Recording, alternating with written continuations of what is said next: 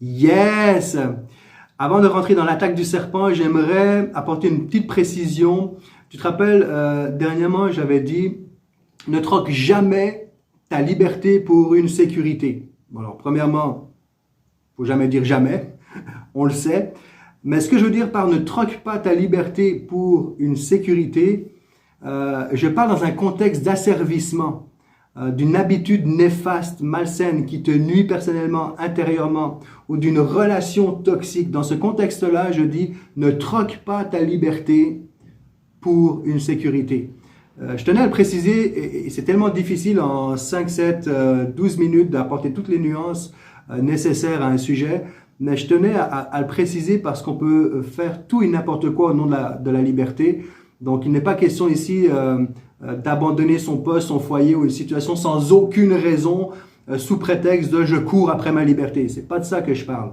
Là, tu cours pas après ta liberté, tu fuis tes responsabilités. Ça, c'est autre chose. Donc voilà, ça, c'est la petite précision que je voulais apporter.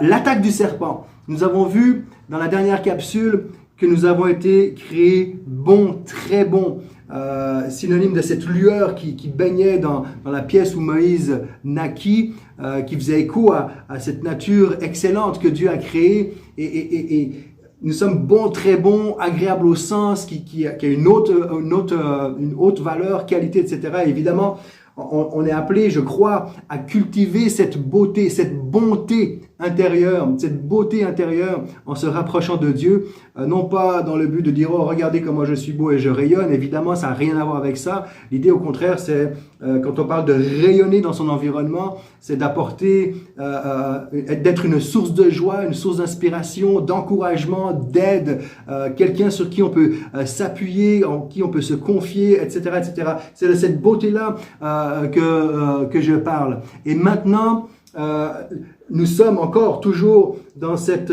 sortie avec une opposition marquée et on va regarder à quel point lorsque Dieu intervient et fait une œuvre, il y a une opposition. Il y a une opposition. Et Genèse chapitre 3 verset 1, alors que toute la création est terminée, on lit le serpent était le plus tortueux, le plus rusé, le plus vicieux, le plus tortueux de tous les animaux des champs que l'Éternel Dieu avait fait. Il demanda à la femme, vraiment? Dieu vous a dit, etc., etc. Et après, l'Éternel va s'adresser au serpent. On va faire un petit peu de mythologie pour bien comprendre. Je vous ai dit, on va donner du relief, de la perspective à des textes bibliques très connus. Le serpent. Dans la plupart des mythologies anciennes, dans le monde oriental, dans les religions antiques, le serpent est considéré comme un animal sacré, un être mystérieux, surnaturel. Il est tantôt redouté comme étant l'incarnation d'un esprit mauvais, hostile à l'homme. Il est tantôt adoré comme un être bienveillant, capable de prédire l'avenir, de guérir les maladies. D'ailleurs, on retrouve le même symbole du serpent dans toutes les pharmacies. C'est tout ce côté de cette nature du serpent qui change de peau, hein, qui va muter, qui va muer de peau, qui donne à penser cette capacité régénératrice qui est attribuée à des bienfaits curatif au niveau de la santé. Il est associé aux divinités souterraines de la mort. À cause de son caractère rampant, il est associé aux divinités souterraines de la mort. Il est associé aussi à la vie et à la sagesse, à cause de sa dimension agile, de souplesse. Hein, il est le plus tortueux, c'est une sagesse, il est rusé. À cause de ce caractère un peu de serpent, eh bien, il est associé à la vie et à la sagesse. En Égypte, il existait environ, et en tout cas au moins 36 sortes de serpents. Et comprends bien ceci, Moïse a grandi dans cette culture égyptienne. Il connaissait toutes les divinités égyptiennes.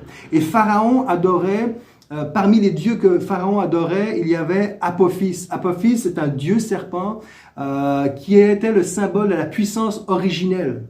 Vous voyez venir ?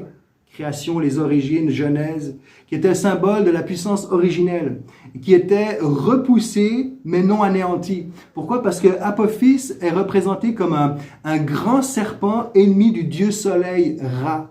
Et du matin au soir, le serpent essayait de manger le soleil, mais il n'y arrivait pas. Donc il était repoussé mais jamais anéanti pour autant par le soleil. Donc déjà ennemi de la lumière, ennemi du dieu soleil. On est dans la mythologie égyptienne. Apophis est un dieu de la mythologie égyptienne. J'ai mentionné des forces mauvaises, des forces de la nuit. C'est la personnification du chaos, du mal, de l'obscurité, qui cherchait à anéantir la création divine. Et Pharaon adorait ce dieu-là. En Égypte, le cobra, qui est un serpent rare et dangereux, le cobra était l'attribut d'une déesse protectrice. Et son image, donc l'image du cobra, était là pour défendre la couronne de Pharaon. Elle était le symbole de la vie divine et de l'ordre. Donc, d'ailleurs, on le voit sur toutes les images égyptiennes, ce cobra qui est là en coiffe des pharaons. Donc, on touche à quelque chose ici. C'est pas simplement c'est pas une scène anodine qui va prendre place, celle que l'on va lire. Parce que Moïse, déjà, on voit déjà ce serpent qui est déjà à l'époque de Moïse. Quand on parle de serpent, on a compris, c'est pas forcément l'animal en tant que tel, mais c'est l'incarnation du mal, l'incarnation du diable qui vient pour détruire l'ordre divin, la création, l'origine, la vie, etc. Et lorsque Moïse et Aaron vont se présenter devant Pharaon, on voit Exode chapitre 5, le Pharaon va dire « Qui est l'Éternel pour que je lui obéisse en laissant partir d'ici les Israélites? Je ne le connais pas. Aussi, ne les laisserai-je pas partir ?» On retrouve un peu le ton de la voix du serpent dans le jardin d'Éden lorsqu'il dit « Vraiment, Dieu vous a dit cela? Mais qui est ce Dieu? » Mais non, je ne connais pas. On retrouve ce même état d'esprit. Exode chapitre 7, à partir du verset 8.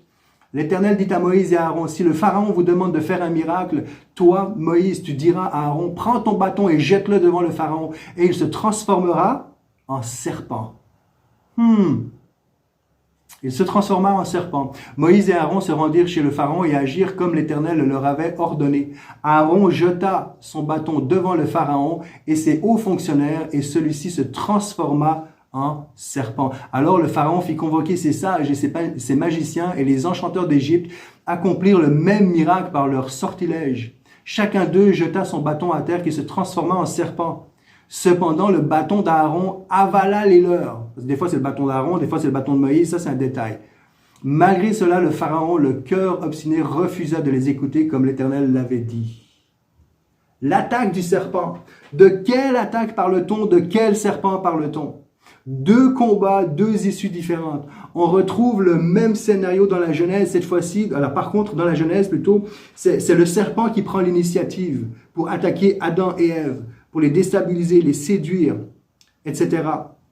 Ils vont échouer, ils vont être éjectés du jardin. Et là, on a Moïse qui arrive, qui naît dans une pièce, la pièce rayonne, en tout cas, on sait qu'il est beau, il y a quelque chose de particulier sur sa vie. Et il y a tout un cheminement qui se fait, et voilà que Moïse se retrouve en face du Pharaon. On retrouve ici, cette fois-ci, c'est comme si Dieu venait et dit, maintenant, c'est à mon tour. J'en parle, ça me saisit, maintenant, c'est à mon tour. Laisse aller mon peuple. Il dit, mais pourquoi? Et là, il lance son bâton. Et Dieu connaît toutes les divinités. Dieu a bien dit plus tard, tu n'auras pas d'autre Dieu que moi. Donc, ça ne veut pas dire qu'il n'y avait pas d'autres dieux. Dieu est en train de dire, je suis le seul vrai Dieu. Et il connaissait tous les autres dieux de cet Égypte-là. Et il va aller sur son terrain. Il va dire, moi, je suis le Dieu de la création. Il est en train de dire ça. C'est moi qui ai créé tous les animaux. C'est moi qui ai créé tous ces êtres. Et puis, cet être que tu adores, c'est par ce même être-là que je vais t'anéantir. Et le bâton se transforme en serpent et il va manger deux. Ils sont deux contre un. Deux magiciens, Ambrès et Jambrès. Vous trouvez ça dans 2 Timothée 3, quelque chose. On retrouve les noms. Il semblerait que ce soit les noms des magiciens en question. Et le bâton d'Aaron, le bâton de Dieu, le serpent de Dieu va manger les deux autres. Et quand on comprend dans quelle mythologie, dans quelle idolâtrie, dans quelle culture de culte l'Égypte baigne, les pharaons baignent, on pense à ce dieu Apophis qui est représenté par ce grand serpent qui veut surnaturel, qui veut attaquer, avaler le soleil, et ce cobra qui est là pour protéger la couronne du pharaon, qui est soi-disant symbole de vie divine et d'ordre, etc. Dieu a dit, il dit non, stop. Et, en fait, j'aimerais qu'on puisse réaliser ici, là on est vraiment dans un combat spirituel. C'est plus que Moïse et Pharaon. Ici, c'est Dieu et Satan lui-même qui sont en train de se confronter. Ils sont en train de se confronter. C'est puissant ce qui se passe là. C'est pas juste un bâton qui est lancé à terre puis on a remporté la bataille. Il y a un combat spirituel. Et lorsque Dieu fait une œuvre, il y a une opposition qui prend place. Ils vont sortir, mais à quel prix? Au prix de souffrance. Tu es peut-être dans un chemin dans ta vie où tu es en train de sortir vers quelque chose où Dieu t'a amené dans une liberté. Il te donne la liberté, elle est déjà là. Mais ça ne veut pas dire que ça va être facile, ça ne veut pas dire que c'est tout cuit, ça ne veut pas dire qu'il n'y aura pas du travail à faire, ça ne veut pas dire que tu n'auras pas besoin d'aller voir un psychologue ou de la relation d'aide pour t'aider à reconstruire ce que Dieu a mis profondément en toi, à faire ressortir, à immerger ce qu'il a déposé en toi. Donc la liberté de Christ, la liberté de Dieu, elle est là, mais il y a un combat. Mais Dieu est avec toi dans ce combat. C'est ça le message qu'on reçoit ici. Écoute ça, Exode 7, verset 9. Prends ton bâton et jette-le devant Pharaon. Shalam, shalak. Jette, c'est le verbe shalak. C'est faire tomber. Quand Aaron prend et jette le bâton, ce verbe-là, jeter, c'est shalak, qui veut dire faire tomber, être chassé, jeter dehors. Et le terme le plus important, c'est précipiter à terre. Précipiter à terre. Comme Satan allait être précipité sur la terre lorsqu'on le retrouve en Luc chapitre 10, verset 18. Oui, leur répondit-il, c'est Jésus qui parle, je voyais Satan tomber du ciel comme l'éclair. Dieu était en train d'indiquer la façon dont il s'apprêtait à arracher les hommes à la malédiction du péché et à jeter à terre le serpent ancien. On retrouve ce même terme, Apocalypse chapitre 12, verset 9. Il fut précipité, le grand dragon. Et on pense d'ailleurs qu'avant que le serpent rampe, c'était un dragon.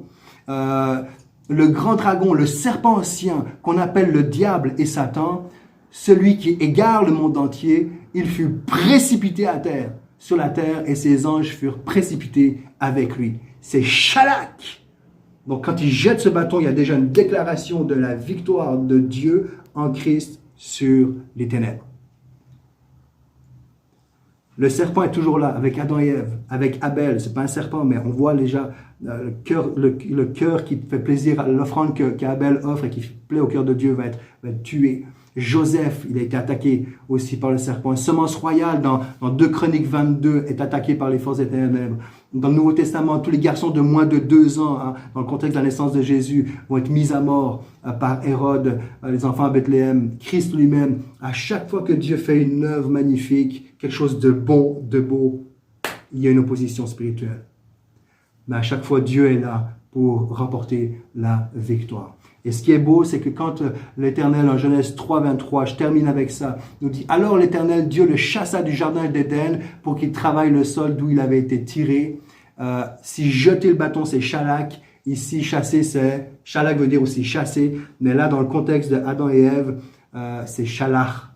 Shalash. Un shalak et un shalash, on va le dire comme ça. Et shalash, c'est aussi le fait de l'envoyer en dehors du jardin, mais il n'y a pas cette notion de précipiter à terre. C'est envoyer au loin, renvoyer, congédier, divorcer, dans le sens de se séparer. Donc il se sépare de l'homme, il le renvoie, mais il ne le précipite pas à terre. Alors que Shalak, il le chasse et le précipite à terre. Wow! Puisses-tu marcher pour les prochaines heures, jours, mois de ta vie en disant « Merci mon Dieu parce que tu as Shalak, précipité à terre les forces des ténèbres qui veulent m'assaillir.